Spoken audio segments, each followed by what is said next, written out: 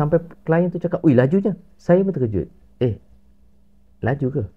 Tapi kalau yang lagi teruk, tak payah.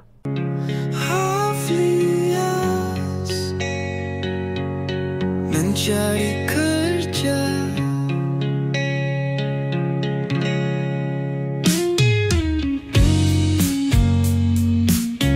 Hai, Assalamualaikum. Hari ini saya nak kongsikan pengalaman pertama saya dapat kerja melalui sistem e-perolehan. Bukan pengalaman pertama lah, tapi sebab saya dah lama tak dapat kerja di e-perolehan ni, jadi kerja pertama setelah sekian lama lah. Lepas tu hari ni saya agak gembira. Jadi kerja pertama ni bukanlah kerja besar, kerja kecil-kecil je, ratus-ratus je.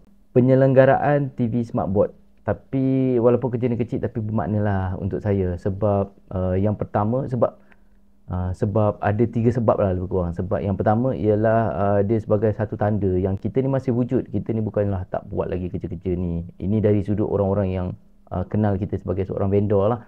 Dan yang kedua adalah modal sembang. Modal sembang kalau saya pergi ke tempat-tempat lain atau agensi-agensi lain yang kita panggil potential client lah. Jadi bila kita sembang dengan klien tu, kita macam, "Oh, hari tu baru buat dekat sini, baru buat dekat sini." Jadi nampak macam kita ni memang banyak pengalaman lah. Dan pengalaman-pengalaman yang kita sebut tu adalah pengalaman-pengalaman yang betul, bukannya pengalaman rekaan. Yang ketiga ialah pada hari yang sama saya buat kerja-kerja ataupun perkhidmatan ni, biasanya saya akan cuba bersembang-sembang dengan orang-orang yang ada di agensi tu sendiri.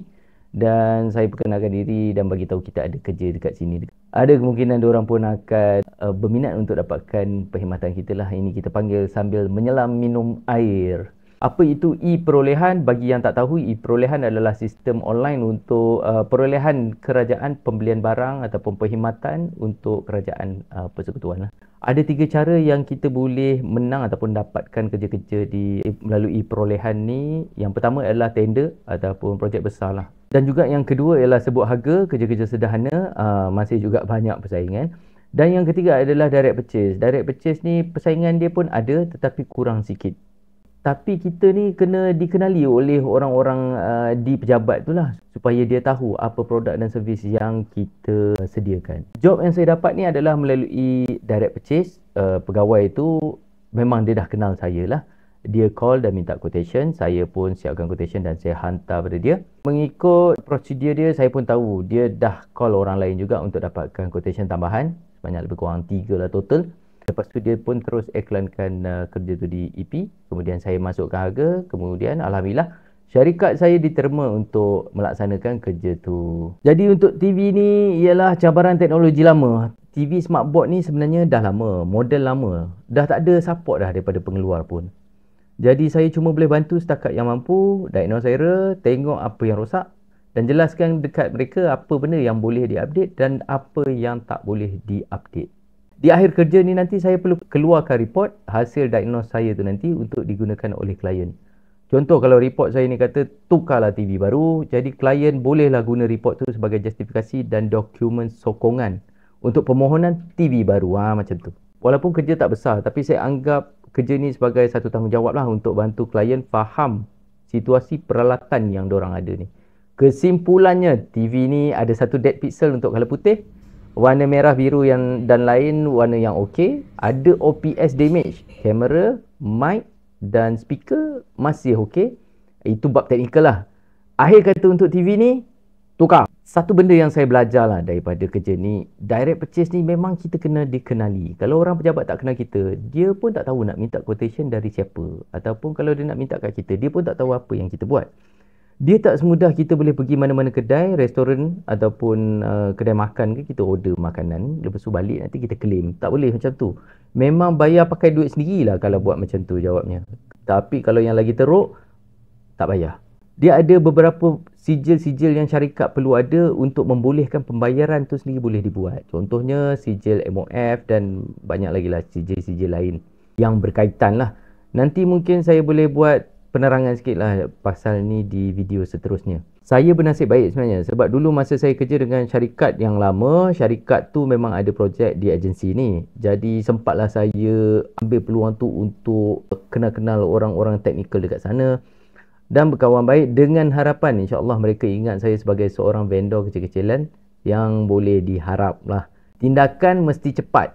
Kalau minta quotation mesti laju. Ada satu kali tu klien dari agensi yang sama minta quotation, saya hantar quotation pada klien tu, sampai klien tu cakap, "Ui, lajunya." Saya pun terkejut. Laju ke?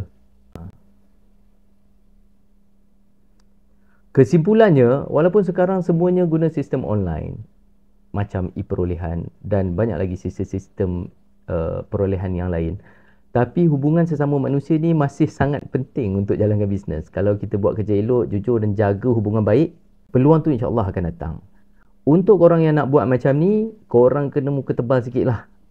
Kena biasakan jumpa orang yang tak dikenali, tegur orang yang tak dikenali. Bagi flyers ataupun company profile. Kadang-kadang kita jumpa orang yang salah, akhirnya terbenam jugalah kita punya company profile tu kan. Masuk tak tahulah ke mana kan.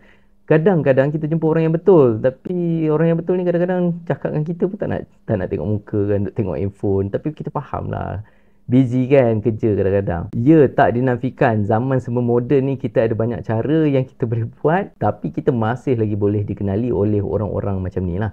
Macam apa yang saya tengah buat sekarang ni, sambil-sambil saya sharing perjalanan company kecil saya ni, adalah harapan sikit untuk orang-orang yang menjaga pembelian untuk kerajaan ni. Mungkin perasan saya punya kewujudan saya sebagai seorang vendor kerajaan, dan kontak lah saya kalau perlukan apa-apa. Gitu. Oh, dan tak lupa juga untuk korang yang vendor-vendor yang lain yang mungkin ada kebetulan tengok video saya ni, andai kata macam korang ada peluang untuk buat kerja-kerja macam ni tapi tak ada expertise, boleh roja-roja. Yelah, mana tahu kan, kalau klien tanya dekat korang, boleh tak buat kerja ni, tapi korang cakap tak boleh, sayang lah kan.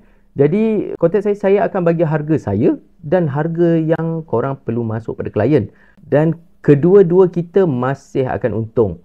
Malah mungkin untung anda akan lebih sikit dari saya. Okey, itu saja. Doakan saya terus maju, dan saya doakan korang pun murah rezeki dalam bisnes masing-masing. Saya nak habiskan buat report dulu, esok dah nak claim. Kalau ada apa-apa soalan pasal e-perolehan, macam mana nak mula, boleh tinggalkan komen dekat bawah. Jangan lupa like, share dan subscribe. Terima kasih sebab tengok. Assalamualaikum.